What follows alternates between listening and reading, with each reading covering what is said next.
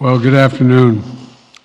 Yesterday, Vladimir Putin recognized two regions of Ukraine as independent states, and he bizarrely asserted that these regions are no longer part of Ukraine and their sovereign territory. To put it simply, Russia just announced that it is carving out a big chunk of Ukraine.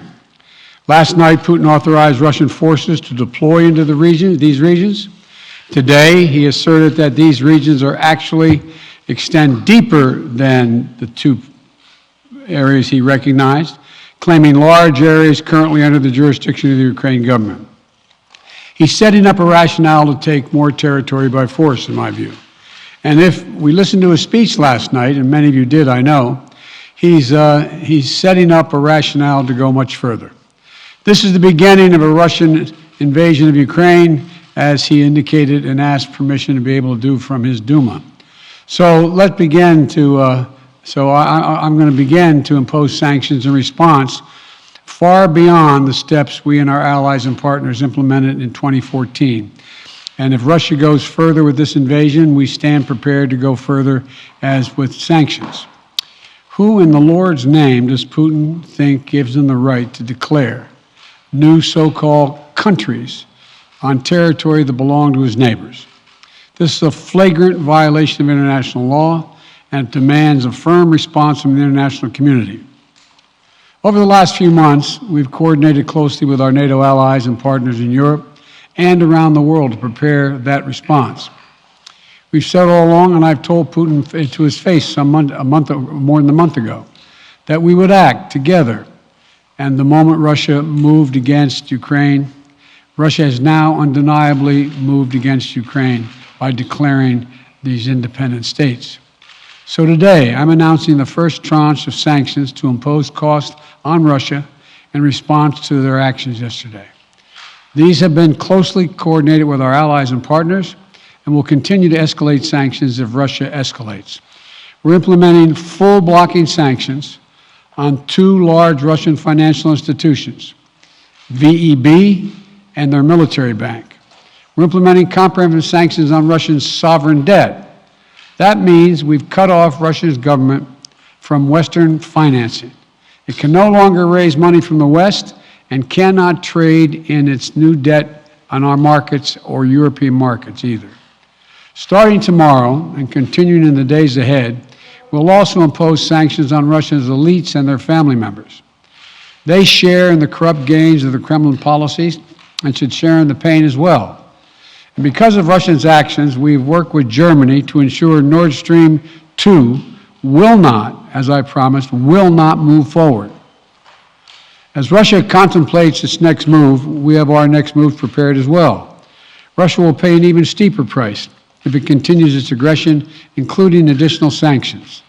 The United States will continue to provide defensive assistance to Ukraine in the meantime, and will continue to reinforce and reassure our NATO allies. Today, in response to Russia's admission that it will not withdraw its forces from Belarus, I have authorized additional movements of U.S. forces and equipment already stationed in Europe to strengthen our Baltic allies, Estonia, Latvia, and Lithuania. Let me be clear, these are totally defensive moves on our part. We have no intention of fighting Russia. We want to send an unmistakable message, though, that the United States, together with our allies, will defend every inch of NATO territory and abide by the commitments we made to NATO. We still believe that Russia is poised to go much further in launching a massive military attack against Ukraine. Hope I'm wrong about that, hope we're wrong about that, but Russia has only escalated its threat against the rest of Ukrainian territory, including major cities and including the capital city of Kyiv. There are still well over 150,000 Russian troops surrounding Ukraine. And as I said, Russian forces remain positioned in Belarus to attack Ukraine from the north, including warplanes and offensive missile systems. Russia has moved troops closer to Ukraine's border with Russia. Russia's naval vessels are maneuvering in the Black Sea to Ukraine's south, including amphibious assault ships, missile cruisers, and submarines. Russia's moved supplies of blood and medical equipment into position on their border. You don't need blood unless you plan on starting a war. Over the last few days, we've seen much of the playbook that Secretary Blinken laid out last week in the United Nations Security Council come to pass. A major increase in military provocations and false flag events along the line of contact in the Donbass. Dramatically staged, conveniently on-camera meeting of Putin's Security Council to grandstand for the Russian public. And now, political provocation of recognizing sovereign Ukrainian territory as so-called independent republics in clear violation, again, of international law. President Putin has sought authorization from the Russian parliament to use military force outside of Russian territory. And this set the stage for further pretexts of further provocations by Russia to try to justify further military action. None of us should be fooled. None of us will be fooled. There is no justification. Further Russian assault in Ukraine remains a severe threat in the days ahead. And if Russia proceeds, it is Russia and Russia alone that bears the responsibility. As we respond, my administration is using every tool at our disposal to protect American businesses and consumers from rising prices at the pump. As I said last week, defending freedom will have cost for us as well and here at home. We need to be honest about that. But as we do this, I'm going to take robust action to make sure the pain of our sanctions is targeted at the Russian economy, not ours. We're closely monitoring energy supplies for any disruption.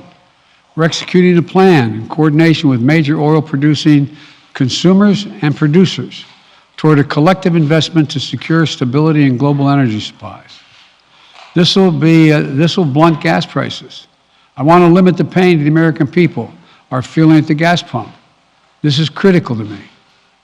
In the last few days, I've been in constant contact with European leaders, including with Ukrainian President Zelensky. Vice President Harris met in person with the leaders in Germany over the weekend at the Munich conference, including President Zelensky. At every step, we have shown the United States and our allies and partners are working in unison, which he hasn't been counting on, Mr. Putin. We're united in our support of Ukraine. We are united in our opposition to Russian aggression. And we're united in our resolve to defend our NATO alliance. And we're united in our understanding of the urgency and seriousness of the threat Russia is making to global peace and stability. Yesterday, the world heard clearly the full extent of Vladimir Putin's twisted rewrite of history, going back more than a century, as he waxed eloquently, noting that, well, I'm not going to go into it, but nothing in Putin's lengthy remarks indicate any interest in pursuing real dialogue on European security in the year 2022. He directly attacked Ukraine's right to exist. He indirectly threatened territory formerly held by Russia, including nations that today are thriving democracies and members of NATO. He explicitly threatened war unless his extreme demands were met. And there is no question that Russia is the aggressor. So we're clear-eyed about the challenges we're facing.